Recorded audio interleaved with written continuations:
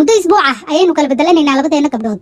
soo dhawaada saaxiibayaal, magacaygu waa Liina. qoyskeenu wuxuu ku noolaa shaqo maalmeedka oo aabba ka soo shaqeeyo.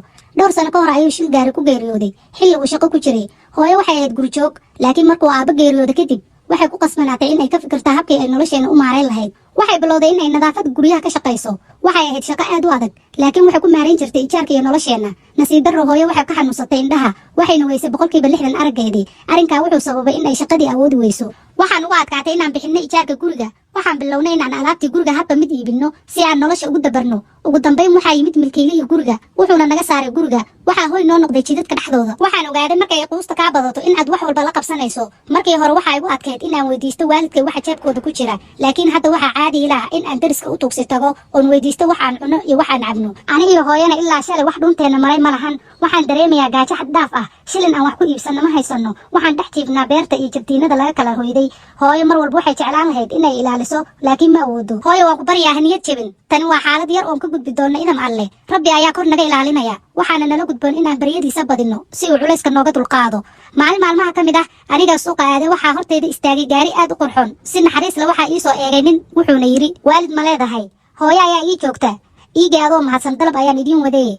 markii aan gaariga gudihiisa eegay, waxaan ku dhex arkay gabar aan isku da'nahay oo oynaysa. markii aan ninkii arkay waan argagaxay. isdeji gabaray, mar dhow ayaad wax walba fahmi doontaa.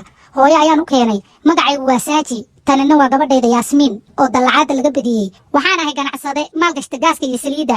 waxaan ahay maalqabeen, laakiin gabadhayda si fiican uma tarbiyeynin. dhalashadeedii waxaan u soo hadiyeeyey diyaarad khaas u ah. waxay tiri, ma kuu sheegaa, wax raqiisa ayaad ii keentay. gabadhaydu ma dareemaysa nolosha ay haysato qiimaheeda. waxaan rabaa in aan kala bedelano gabdhaha muddo hal isbuuc ah. Yaasmiin, waxaad ku noolaanaysaa muddo isbuuc ah beertan. dhanka kale gabadhaadu muddadaasi waxay ugula noolaanaysaa gurigayga. kadibna waxaan idiin iibin doonaa guri. waan ogaa in ayna hooyo ogolaanaynin arrimahan. fadlan hooyo, aqbal dalabkiisa. waxaa meeshaydii kuu sii buuxin doonta Yaasmiin muddo isbuuc ah. wax badan ayaan ka faa'iidaynaa. tan kale hooyo, waxaan kaa maqnaanayaa hal isbuuc oo keliya. mar dambana ma noqonayno hooy la'aan. fursadda hay naga khasaarin. aad ayaan u baryay inay ii ogolaato hooyo. kuma aynan qancin, laakiin way ogolaatay. ma aynan rabin in ay niyad jabiso. Yaasmiin waxay moodaysay in aabaheed uu la kaftamayo, wayna qaadan weysa arrinkii. aabba kuma noolaan karo meeshan. urkeeda ayaa sanka iga geliya. ma meeshan saan uxun ayay gabadhaadu u qalantaa? waxaan ka baqayaa in ay aftuubtaan. see yeelaa haddii ay aftuubtaan? tani adiga ayay dan kuu tahay. gabadhaydu wax badan ayaadna soo baranaysaa. ee hawalwelin, waxaa jira dadku ilaalinaya oo aan adiga arkaynin. Yaasmiin, arrinkaa way ka carootay. waxaa kuu roon inaad la qabsatid urtan. maxaa yeelay berri subaxdii aniga adigaba iskusi ayaan usoo shiiraynaa. Yaasmiin, aabaheed wuu ku qoslay markii uu maqlay erayadaas. markii aad diyaar noqotaa waan baxaynaa. kuma aanan faraxsanayn inaan hooyada beerta uga dhex tago, laakiin tani fursad bay noo ahayd. waxaan filayay in aan guri heli doono iyo nolol wacan. isbuuc kadibna aan soo laaban doono. waxaa jidka kusii jirray muddo hal saaca. kadib waxaan gaarnay guri aad u weyn oo aan horey isaga oo kale aan u arag. waxaan ugu soo dhaweysay haweeney magaceeda la yidhaahdo Maariya. waxayna ahayd mudiirka guud ee qasriga. gabadhani waxay marti noo ahaan doontaa muddo hal isbuuc ah. waxaad ula dhaqantaa sidii gabadhayda Yaasmiin. waxay ii geysay qolkii Yaasmiin. quruxdiisa lagama sheekayn karin. markii aan hareerihiisa eegay, rabtaa biyo qandaca ood ku qabaysato? haa. musqusha markii aan galay aad ayaan ugu bogay. waana ku raagay ilaa ay maamada musqusha ii garaacdo si ay u hubiso xaalkayga. markii aan soo dhammaysta qubayskii, waxaan aaday sariirtii. waxaan seexday hurdo aanan weligay ka helin sariirtayda caadiga ah. laakiin waan murugooday markii aan kor eegay. maxaa yeelay waxaa ii muuqday saqaf meeshii aan xidigaha ka arki jiray. waxaan isweydiiyey hooyada waxa ay dareemayso. subaxdii xigtay waxaa ii timid maama Maariya oo i geysay qolka labiska.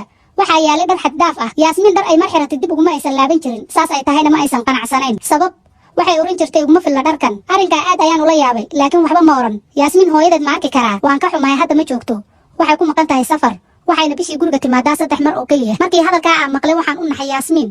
hooyadaa in aad bishii 3 mar aragto ma aha wax suurtagal ah. galabtii xigtay Yaasmiin aabaheed ayaa ii waday casho. waxaan tagnay hotel aan rumaysan waaye oo indho daraandar ah. waxaan joognay annaga oo keliya. shaqaalaha dhanna annaga ayay noo shaqaynayin. markii aan weydiiyey Yaasmiin aabaheed, nolosha maalqabeennimadu waxay leedahay dhibaatooyin badan. tusaale, waxaa qasab ah inaan bixiyo cashada hoteelka oo idil. maxaa yeelay haddii ay dad kale soo galaan wayna dhibaateyn karaan oo nolosha nooma ogola. sidaas darteed waxaa ku qasbannahay inaan lacagta dhan dhiibno si aan nabadgelyo uga cashayno. maalintaa wixii ka dambeeyey, Yaasmiin waalidkeeda ma arag. wuxuu aaday safar shaqo. markii aan ka waarkayay Yaasmiin, waxaan u malaynayay inay tahay gabar la kibriyey. laakiin markii aan arkay nolosha ay ku noolayd, waxaan dareemay inay dhibanayd. way iska caddahay inay hantidu wax walba fududayso, laakiin markii aan farxadda ka hadlayno, ayada ayaa wax walba ka qaalisan. maalmihii hore way u dheeraadeen. hooyada ayaan u xiisay, laakiin ugu dambeyn muddadii isbuuca ahayd way dhammaatay.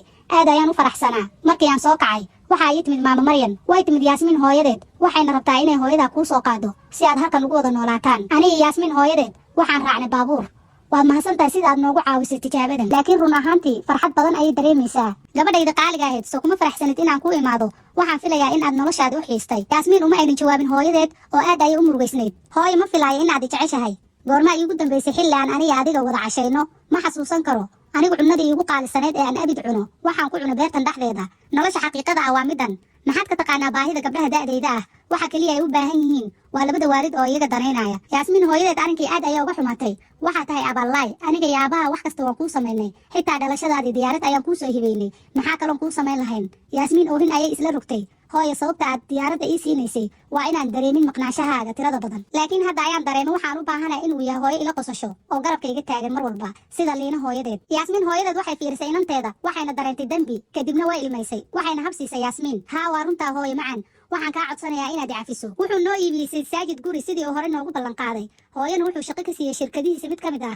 ugu dambaynna hooyo waxaa u suurta gashay inay la kulanto dhakhtar indho qalliinna loo sameeyo waxayna mar kale heshay nuurka indhaheeda yaasmiin iyo annaga waxaan noqonay saaxiibo aad isugu dhow isbuuciina dhowr jeer ayaan isa soo booqan jirnay mararka qaarna waalidiinteenna ayaa wada kulmi jireen hooyadeedna way joojisay safaradii badnaa gabadheeda ayayna waqti la qaadan jirtay aabbaheedna isagana wuxuu fahmay qaladkiisa markastoo shaqo dartii u safro haddana dhaqso ayuu usoo laaban jiray ciidaha ayaan guriga casho ugu qaban jirnay farxad ayay noo wada ahayd farxadda dadka waxay u maleeyaan in ay tahay maal laakiin farxaddu waa shayga aan lagu gadin karin maal sidaa darteed xaqiiqdu waxay tahay in aan nahay wada faqiir